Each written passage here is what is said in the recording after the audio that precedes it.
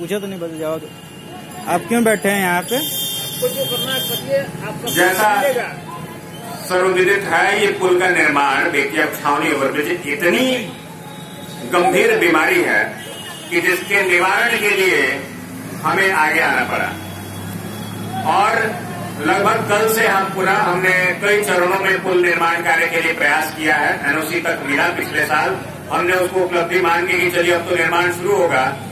हमने लगभग 2 साल करीब इंतजार किया, पुनः हमें मजबूरन सड़क पे आना पड़ा क्योंकि अब तक शुरू नहीं हुआ।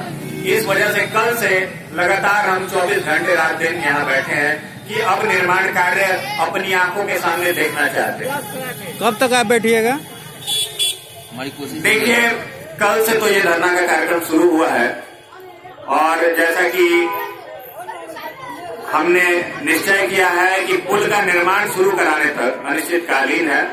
जब तक हमें कोई ठोस आश्वासन नहीं, जब तक ठोस कार्य दिखेगा नहीं, तब तक हम नहीं हट पाएंगे, क्योंकि अब सिर्फ और सिर्फ छलाओं से काम नहीं चलेगा।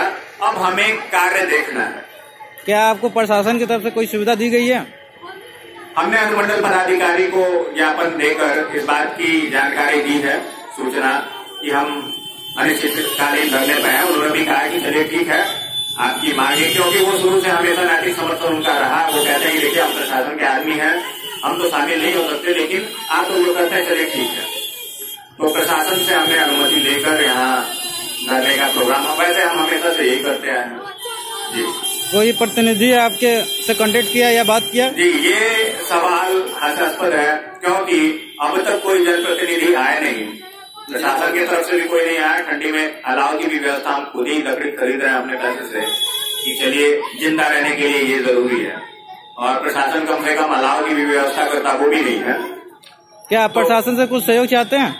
प्रशासन से सहयोग सिर्फ यही है कि चलिए ये बहुत ठंडा है, एटलीस्ट हमें जीने भर की अलाव की व्यवस्था करा दें।